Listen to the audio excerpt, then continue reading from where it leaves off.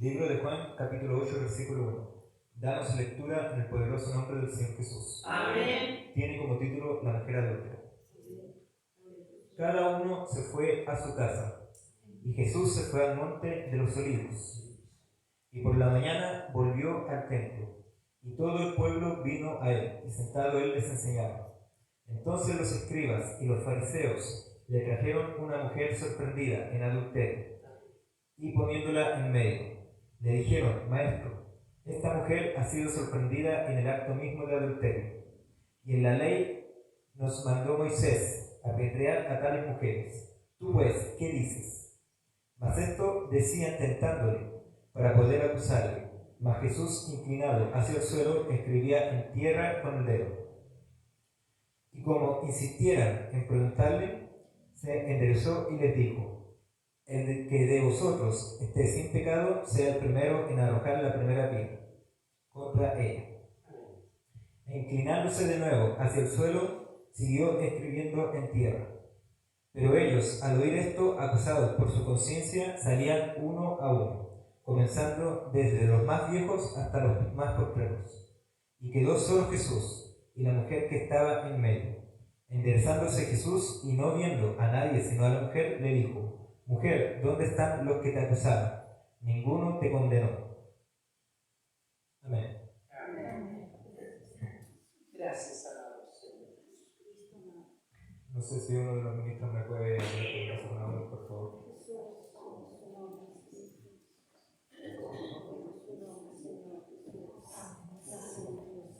Amén.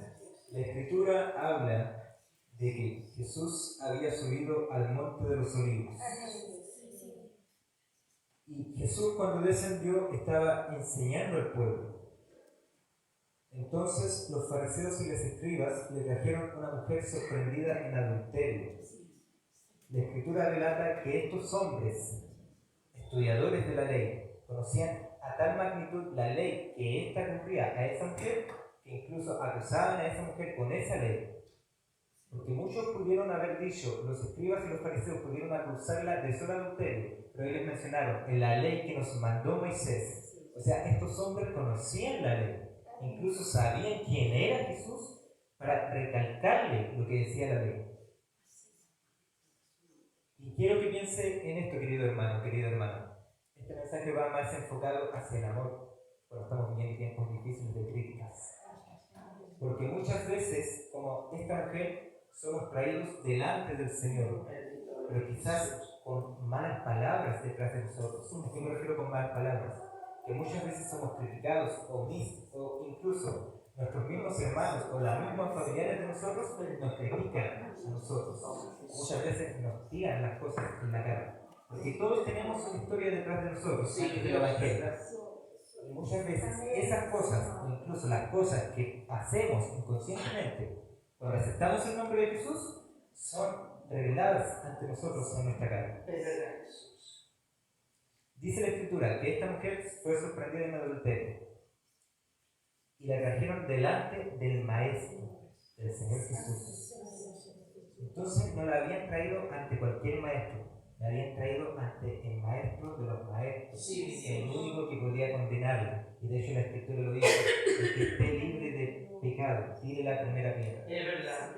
Yo le pregunto, ¿cuántas veces usted ha sido criticado? ¿Cuántas veces ha sido juzgado? ¿O cuántas veces entre nosotros mismos o en diferentes congregaciones, porque suele pasar en muchas partes, nosotros hablamos mal o inconscientemente producimos palabras dañinas para nuestros hermanos en Cristo Jesús? Muchas veces para las personas que no están dentro de la iglesia de la casa de oración, a eso me refiero. Porque no es solo en estas cuatro paredes que nosotros nos reunimos a alabar al Señor Jesús. Muchas veces esto también se vive fuera de estas paredes. Es verdad, mi Dios. Por eso la Escritura es sabia y dice que hay que ser tardo para la ira. Porque muchas veces dentro de nosotros inconscientemente podemos decir palabras dañinas con ira. Y todo ministro, todo pastor que dirige, yo creo que su anhelo es ver esta casa de oración llena de gente. Pero ¿qué esperamos nosotros si recibimos gente, pero no podemos mantenerlas con amor? ¿Qué hacemos nosotros si entre nosotros mismos nos preocupamos, oramos, ayunamos, incluso le pedimos al Señor que sea llenando los lugares que están vacíos y después nosotros mismos nos vamos a destruir? Muchos hemos tomado la expresión: menos mal que el Señor no nos da el haya a nosotros, porque si no ya estaríamos con la cabeza cortada. E incluso nuestro hermano Gabriel en la predicación anterior decía y mencionaba a Juan que debía ser repleto de amor porque se acostaba en el pecho del Señor. Y cuando escuchó a unos hombres hablando, le dijo: Señor, ¿quieres que envíe un rayo y lo consuma? Juan, nadie se lo esperaba de Juan, que era el más cercano al Señor Jesús. Yo me imagino, y como aquella mujer con el flujo de sangre, que Juan, al tocar el pecho del Señor Jesús, era inundado por ese amor. Ese amor fluía a todas partes, pero principalmente a Juan, que era en contacto directo con el pecho. Poderoso Jesús. Y esperar esta respuesta de Juan, que enviemos un rayo y lo consume. ¿Cuánto más nosotros?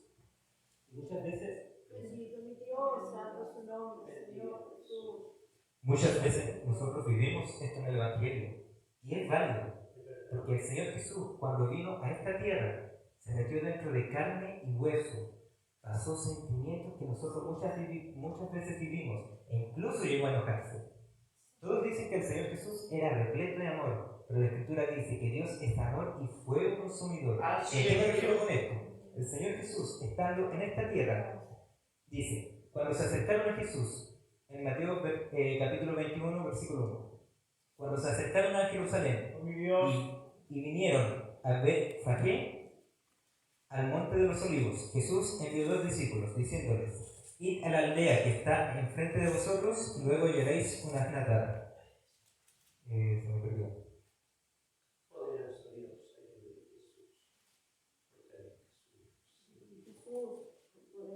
Si alguno de los siervos puede ayudarme.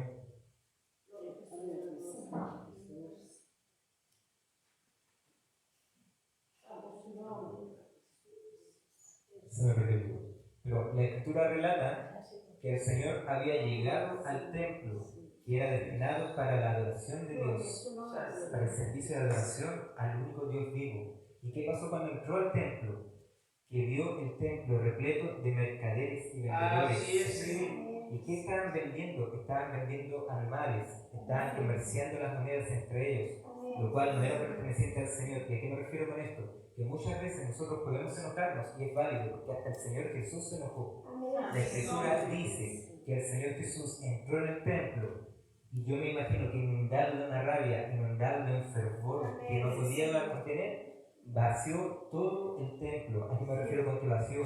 Dio vuelta a las mesas, desmanteló los puestos, empezó a ahuyentar a las personas. Y yo quiero pensar que el Señor Jesús empezó a gritar que se fueran del templo, que desalojaran el templo.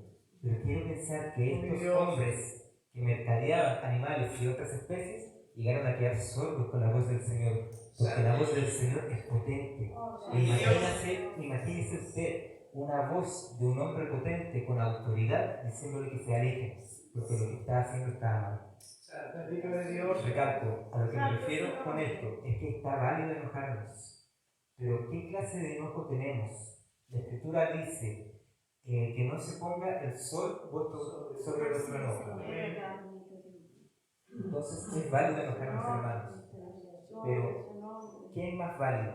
¿Enojarnos y tirar palabras dañinas, ser piedra de tropiezo? Porque de nada me sirve amar a mi hermano, darle un abrazo, si en la mano de atrás tengo un puñal. O con otra expresión, de nada me sirve abrir la puerta si le estoy tendiendo el pie para que tropiece. Y repito, muchas veces se vive esto entre nosotros y entre nuestros hermanos y en diferentes iglesias, porque no sabemos amar, no sabemos soportar. Hace tiempo atrás estudiábamos y decíamos que el amor todo lo soporta, el amor no se jacta. Entonces, ¿qué tipo de amor tenemos nosotros si no podemos amarnos incluso entre nosotros? Ahora, la Escritura dice: el que no ama a su hermano es asesino. Y si no nos amamos a nosotros, ¿cómo vamos a amar al mundo? ¿Qué palabras le vamos a dar al mundo que está afuera si entre nosotros nos estamos lastimando? Si entre nosotros producimos comentarios ofensivos, si entre nosotros nos producimos daños, ¿qué esperamos ofrecerle al mundo si no podemos entregar lo mejor entre nosotros? Y hay algo muy hermoso en esta escritura, que dice que la mujer fue traída delante de Jesús, pero Jesús no dijo ninguna palabra, primero empezó a escribir en la tierra. ¿Y sabe por qué escribió en la tierra? Yo no sé lo que habrá escrito la escritura y tampoco lo revela, pero no produjo ninguna palabra de condenación, sino que yo pienso que él estaba pensando en la piedad hacia esta mujer, en el amor que él le tenía a esta mujer. Porque él sabía que ninguno de los que le habían traído era digno de condenar a esta mujer, solo el Señor. Y muchas veces nosotros somos traídos, o nosotros somos, ¿cómo decirlo? Muchas veces se provocan malas palabras hacia nosotros, que la verdad duele. Aunque nosotros muchas veces no las expresemos o no las digamos, hay momentos en que ya no podemos más, llegamos a nuestros hogares y nos largamos a llorar, o conversamos con nuestros esposos, nuestras esposas, o con nuestras familias. Entonces, ¿qué es lo que debemos hacer ante esto? Cuando en vez de ocasionar malas palabras dañinas, ser tardos para la ira, primero pensar, meditar, inspeccionar nuestras palabras, porque muchas veces solemos recoger palabras, recogemos y después las tiramos, sin dimensionar el daño que estas palabras puedan tener o el impacto que puedan ocasionar. Ahora, no siempre son las palabras, también son nuestros actos o nuestros gestos. Porque nuestro hermano Gabriel igual lo decía, imagínense si a nosotros con nuestras miradas nos salieran rayos de los ojos. Yo me imagino, y si ustedes me vieran con rayos de los ojos, ya sabrían que estaría enojado, porque algo estaría molestando. Imagínense esa imagen. Amén, Señor. Poderoso Dios. Bendito de Dios. Grande de Jesús. Jesús escribe en la tierra. Y los escribas y fariseos presionaban al maestro para condenar a esta mujer. Pero no presionaban a la mujer, presionaban a Jesús para que él diera el sí, condénenla. Pero Jesús no lo hizo. Y muchas veces somos atormentados, somos atacados con malas palabras, con presiones, con palabras que nos incitan a dañar. Pero nosotros debemos mantener la calma. Debemos pensar, debemos ser unos seres llenos de amor primero. Antes de producir ninguna palabra, primero tenemos que pensar en qué va a ocasionar lo que vayamos a decir. Porque Jesús, yo me imagino al Señor Jesús, que en su cabeza pasaron muchas ideas, quizás en su divinidad, recorrió los corazones de cada uno de los que estaban, incluso de la mujer, e incluso los pensamientos de cada uno de los que estaban. Y dijo quizás, ¿quiénes son estos para condenar a esta mujer? Pero él no dijo nada. Muchas veces, o incluso Jesús, pudo haber reprendido a los hombres que traían a esta mujer, pero prefirió guardar silencio. Y cuando ya las críticas, la opresión para que la condenaran eran mayores, él se levantó y dijo, el que esté libre de pecado, tire la primera piedra. Y dice la Escritura que cada uno de estos hombres, desde los más viejos hasta los postreros, empezaron a irse uno a uno. ¿Por qué? Porque su conciencia les jugó en contra. Recordaron que ninguno de ellos era digno de criticar o de condenar a esta mujer. ¿Por qué? Porque ninguno estaba libre de pecado, sino solo Jesús. Muchas veces nosotros nos encontramos en esta situación, estamos siendo atacados con malas palabras, con palabras dañinas que nos afectan a nuestra vida, tanto espiritual como carnal, porque muchas veces nos afectamos de manera espiritual o de manera carnal. Y muchas veces somos atacados con estas palabras, pero lo que pasa es que nuestros atacadores tampoco están libres de pecado, porque el Señor, la Escritura dice, el que ninguno es santo, y el que es perfecto es un mentiroso. Entonces, lo primero que debemos hacer es mantener la calma, escribir la tierra, inspeccionarnos con amor antes de producir palabras dañinas, o sea, tierra de tropiezo. Pensar lo que vamos a hacer al momento de abrirle la puerta a nuestro hermano, que no seamos ese pie que le provoque una caída, No seamos ese pie que le ocasione algún daño, alguna herida. No me refiero a esa herida que es física en el cuerpo, sino que es la herida espiritual. Porque muchas veces, hasta con la misma escritura, nos destruimos a nosotros. ¿Por qué? Porque tenemos falta de conocimiento. Y somos faltos de conocimiento, podemos estudiar la escritura a tal perfección, pero aún así vamos a hacer falta de conocimiento. La escritura lo dice, quiero mi pueblo por falta de conocimiento. Y a veces en nuestra ignorancia nos estamos destruyendo nosotros. Cuando lo que debiéramos hacer es que el Señor Jesús revele a nuestras vidas. Hace tiempo atrás escuchaba a un hombre en una predicación suya y decía, porque esto se vive en muchos ámbitos y quiero tomarlo como ejemplo. Llega una persona del mundo y a esta persona no le negamos la entrada en esa puerta física, pero ponemos a 2 guardias en este lugar. ¿Y qué empezamos a decir para atacarla? No, que tiene que cambiar esto, que esto, que esto, que esto. ¿Y a qué nos referimos? ¿Qué tiene que cambiar? Por poner un ejemplo, tiene que cambiar los pantalones, tiene que cambiar los aros, tiene que dejar el cigarro, tiene que dejar el alcohol. Nos vamos al tiro a los defectos. Y los defectos en base a la ley. Cuando lo primero que debiéramos hacer es dejar que esa persona tenga un encuentro con el Señor. Y el Señor irá revelando a esa persona lo que debe hacer. Bendito mi Dios. Hace tiempo atrás igual escuchaba a una persona que era del mundo y estaba empezando a trabajar y usaba de esas famosas cadenitas que muchos hemos visto en algún lado. Y esta persona un día iba a trabajar en el altar con esa cadenita y dice que sintió una amonestación del Señor y le dijo que eso no era correcto y no era digno de ser usado en el altar de Dios.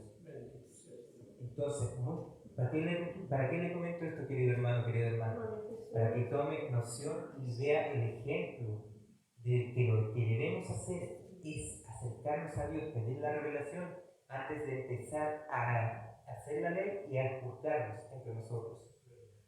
Muchas veces dañarnos. Santo es su nombre. Bendito de Dios. Al poder de su nombre.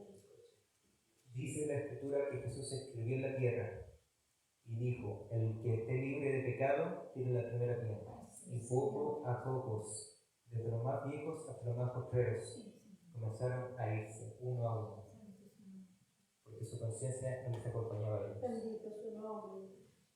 Muchas veces nuestros atacadores nos dañan a nosotros, pero nosotros, quiero tomarlo en todo ámbito, tanto como atacadores como atacantes, tanto del modo de los atacantes como del afectado. Estábamos hablando recién de lo que nos afecta a nosotros, de lo que no debemos hacer, pero nosotros también debemos ser pacientes con los que nos atacan. ¿Por qué? La oración básica que el Señor Jesús nos enseñó, más líbranos del mal, ¿cierto? Pero antes de eso, hay una frase que dice, perdónanos como nosotros perdonamos a los que nos ofenden.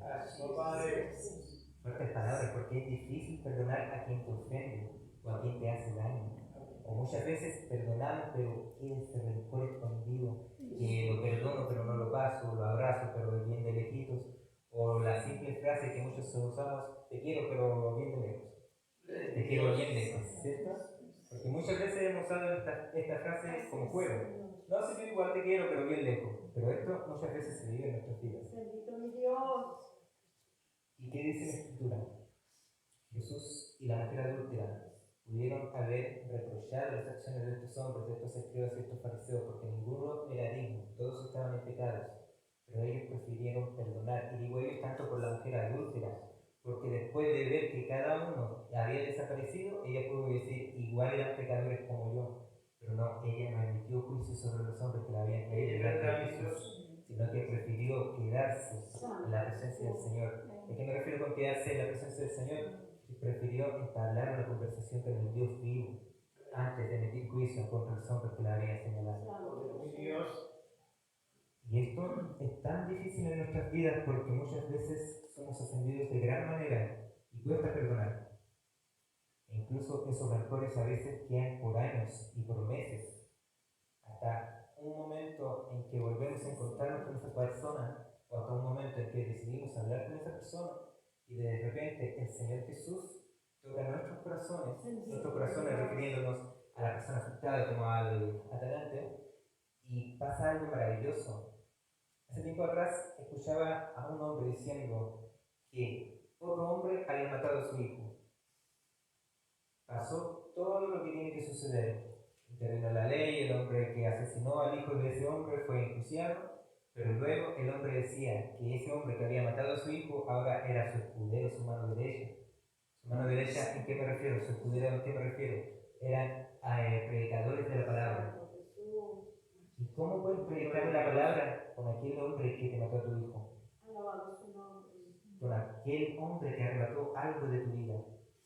Fuertes palabras decía este hombre, decía yo entre mí. Porque es difícil vivir esa situación. Y yo pensaba y me habré preguntado cuántas veces este hombre no recordaba la muerte de su hijo y ver a su mano derecha que él mismo le había quitado a su hijo. Muy difícil en nuestras vidas es hacer eso, perdonar a nuestros ofendedores, a quienes nos dañan, a quienes nos critican.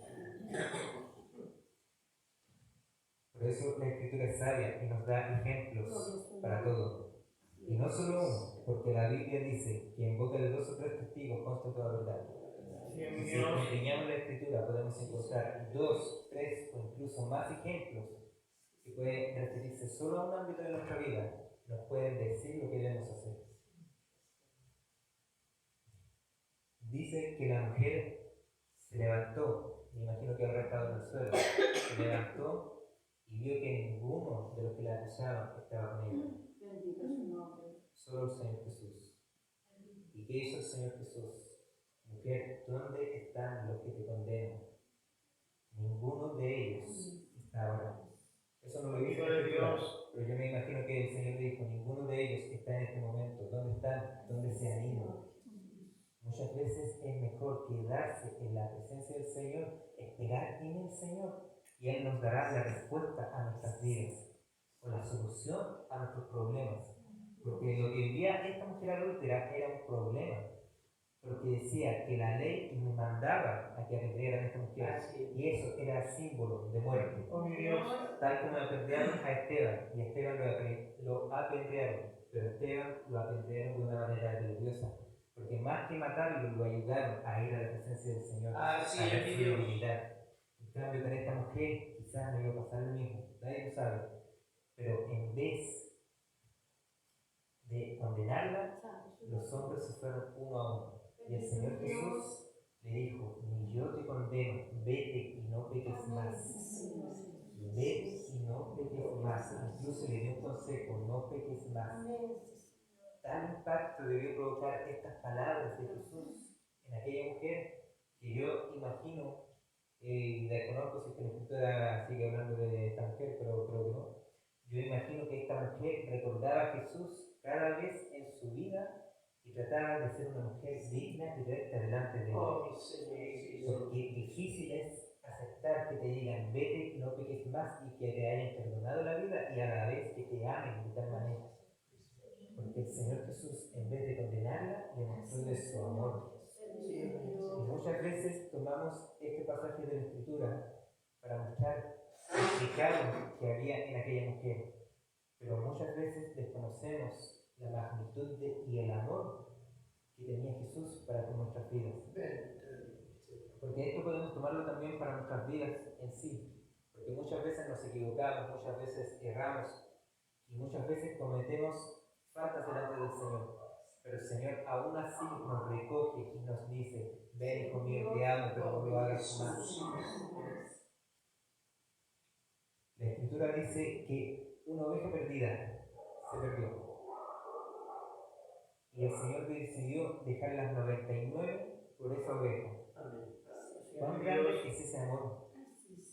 Por esa oveja, por esa alma perdida, por esa alma descarriada, quizás por esa alma equivocada, que decide dejar el resto por nosotros. Porque si lo derivamos a los números, una oveja no es nada comparado con 99. Es preferible perder una a que 99.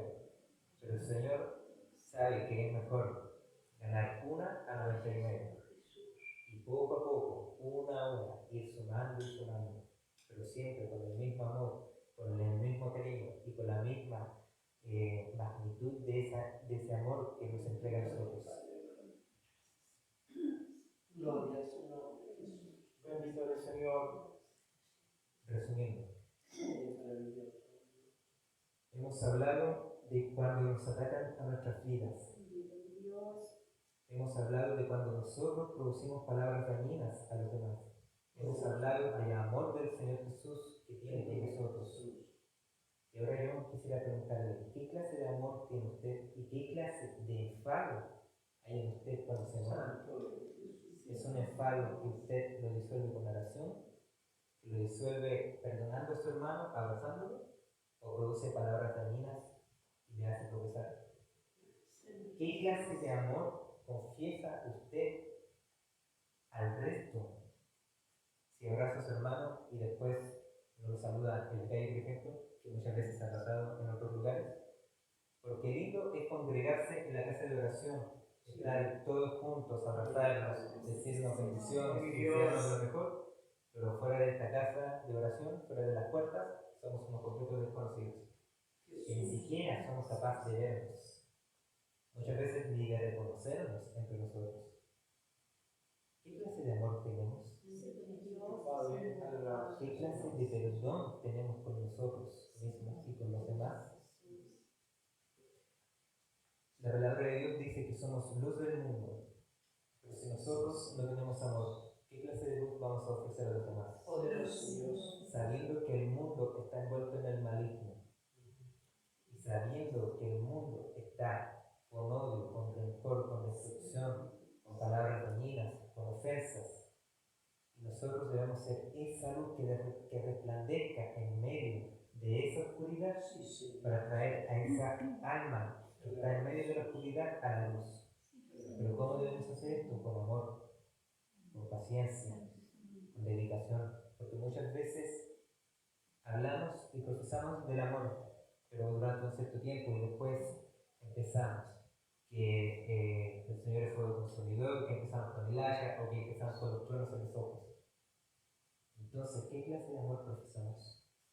¿Qué clase de amor demostramos a los demás como entre nosotros mismos?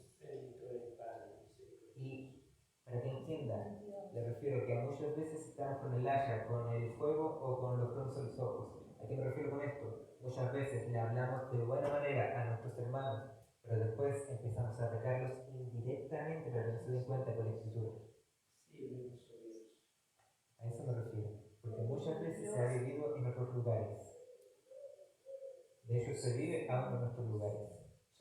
Y es sumamente triste ver a una congregación que no es capaz ni de amarse entre ellos.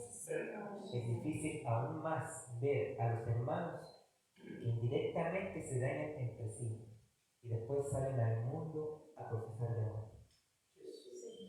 Qué triste, ¿cierto? Gracias a Dios, en este lugar no se vive eso. Gracias al Señor Jesús. Y para terminar, para dejar al obispo en este lugar, en honor al tiempo también, quiero preguntarle algo.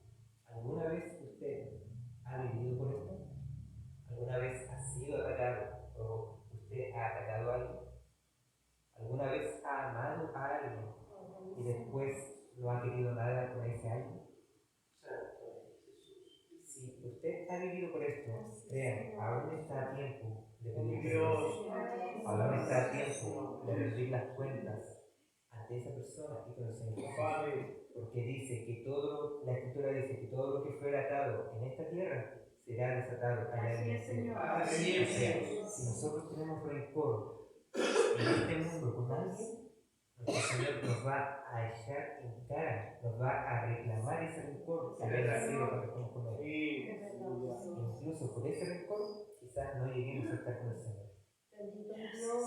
Porque dice la Escritura, de toda cosa guardada, y lo teníamos como lema, sobre toda cosa guardada, guarda tu corazón. Así es. Del corazón, de lo que tiene el corazón, habla la boca. Así es, Dios. Sería hermoso que cuando lleguemos delante de la presencia del Señor Jesús, le dijéramos una palabra y el Señor denotara que en esa palabra hay amor. Que no es un rencor escondido por años, incluso por toda una vida. Por eso, querido hermano, querida hermana, quiero que tome este consejo.